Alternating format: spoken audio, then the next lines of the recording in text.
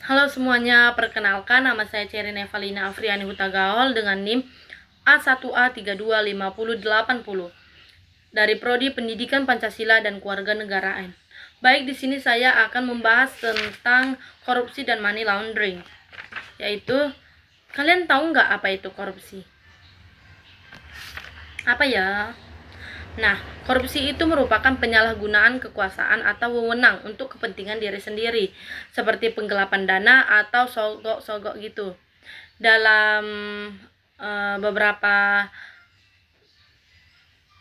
materi lain yang saya baca, korupsi itu dibatasi sebagai suatu ajakan yang berasal dari seseorang pejabat publik dengan pertimbangan yang tidak semestinya, misalnya suap atau melakukan pelanggaran tugas seperti itu. Korupsi ini berasal dari bahasa Latin yaitu corruption, yang artinya penyuapan atau koruptor, yaitu merusak. Istilah ini merujuk kepada sebuah gejala di mana para pejabat publik itu atau badan-badan negara menyalahgunakan wewenangnya atau kekuasaannya untuk melakukan penyuapan, pemalsuan, serta ketidakberesan pekerjaannya. Adapun penyebab terjadinya korupsi ada dua faktor. Yang pertama faktor kultural dan faktor struktural atau birokrasi. Faktor kultural ini biasanya terjadi karena kebiasaan atau budaya masyarakat yang menganggap hal itu wajar. Jadi, budaya ini memberi hadiah ucapan terima kasih yang biasa dianggap itu sebagai sopan santun. Padahal bisa aja hal itu menjadi awal praktik dari terjadinya suap. Selain itu adanya budaya nepotisme yang mengutamakan keluarga atau orang terdekat. Hal ini bisa saja mendorong terjadinya korupsi, bukan? Jika nilai kejujuran dan integritas lemah dalam masyarakat, maka korupsi lebih mudah untuk terjadi dan sulit untuk diberantas. Yang kedua, faktor struktural atau birokrasi. Faktor ini terjadi karena struktur pemerintah yang lemah, misalnya pengawasan yang tidak ketat, birokrasi yang berbelit-belit, serta kurangnya transparansi dalam pengelolaan keuangan. Jabatan sering dianggap sebagai sumber kekayaan atau kekuasaan, sehingga mendorong terjadinya penyalahgunaan wewenang atau kekuasaan ini. Selain itu, penegakan hukum yang kurang ketat atau yang sangat lemah dan tidak tegas ini juga membuat pelaku korupsi tidak jera-jera. Intinya, faktor kultural berasal dari kebiasaan dan nilai dalam masyarakat, sedangkan faktor struktural atau birokrasi ini terjadi karena kelemahan sistem dan birokrasi pemerintah. Keduanya saling berkaitan dalam mendorong terjadinya korupsi. Adapun dampak dari terjadinya korupsi ini ialah rusaknya perekonomian karena menghambat pembangunan dan investasi, menurunnya kepercayaan masyarakat terhadap pemerintah, meningkatnya kemiskinan dan ketimpangan sosial, serta melemahnya penegakan hukum. Selain itu, korupsi juga bisa menyebabkan kualitas pelayanan publik seperti pendidikan, kesehatan, dan infrastruktur menjadi buruk karena dananya yang disalahgunakan.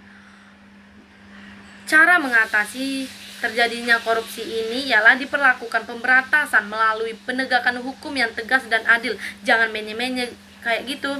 Pembentukan serta penguatan lembaga anti korupsi, serta peningkatan transparansi dalam pemerintahan, serta peran aktif masyarakat dalam mengawasi dan melaporkan praktik korupsi agar dapat dicegah dan diberantas secara efektif, bukan malah dibiarkan saja. Baik, di sini saya akan menjelaskan tentang isu yang kedua, yaitu money laundering atau pencucian uang. Kalian tahu nggak apa itu money laundering? Apa ya? Mari kita bahas.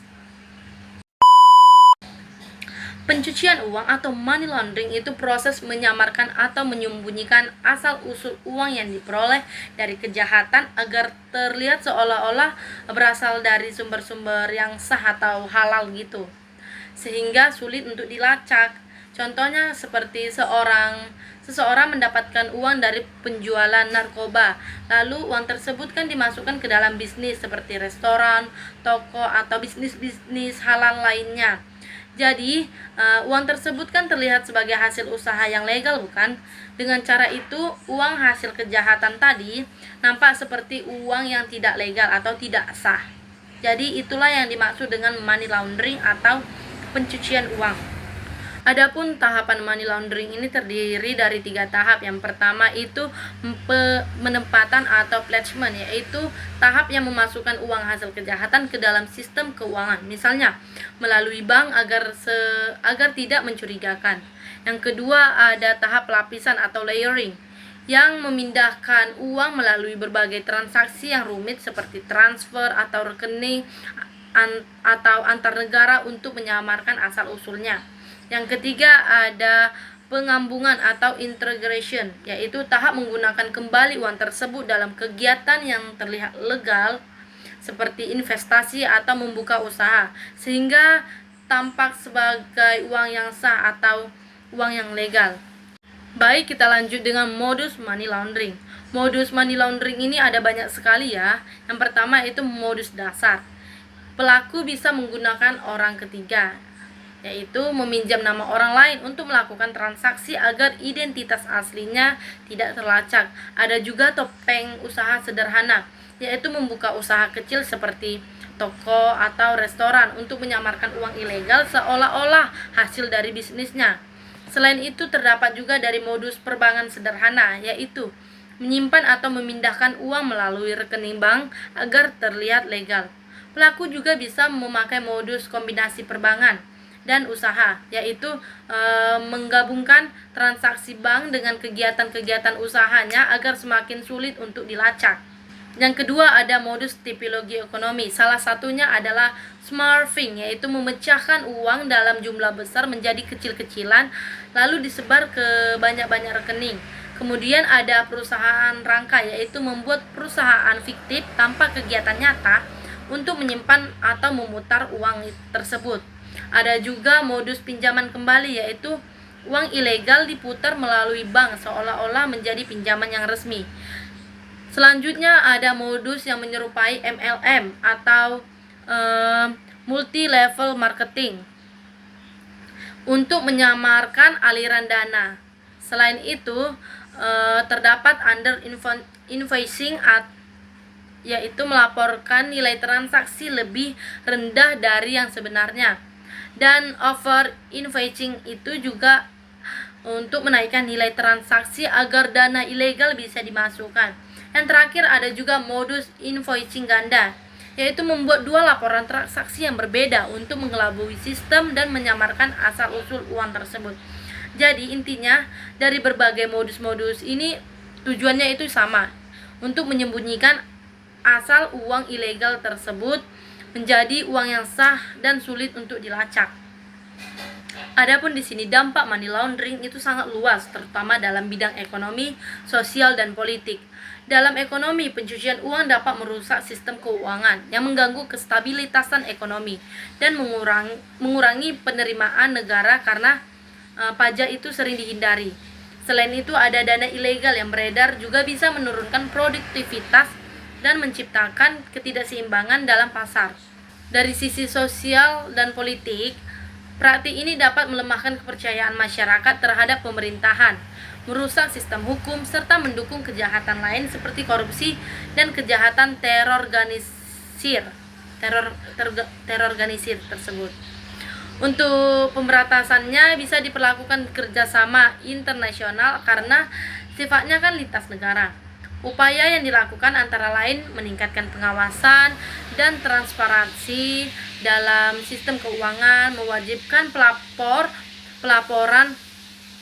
pelaporan transaksi yang mencurigakan oleh lembaga keuangan, serta memperkuat penegakan hukum.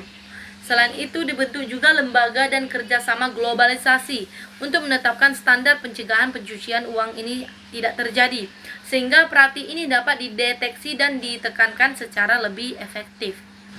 Jadi kesimpulan dari materi ini ialah korupsi dan money laundering itu merupakan kejahatan yang saling berkaitan dan berdampak luas terhadap ekonomi, politik, dan kehidupan sosial. Korupsi menghasilkan uang ilegal, sedangkan pencucian uang digunakan untuk menyamarkan hasil kejahatan tersebut agar terlihat sah-sah aja. Di era globalisasi ini, kedua praktik ini semakin mudah terjadi karena adanya sistem keuangan yang terbuka. Jadi, diperlakukannya penegakan hukum yang tegas, transparansi, serta kerjasama nasional dalam internasional agar kedua kejahatan ini dapat diberantas dan dicegah. Sekian pembahasan materi dari saya. Semoga apa yang saya jelaskan bisa dipahami. Saya ucapkan terima kasih.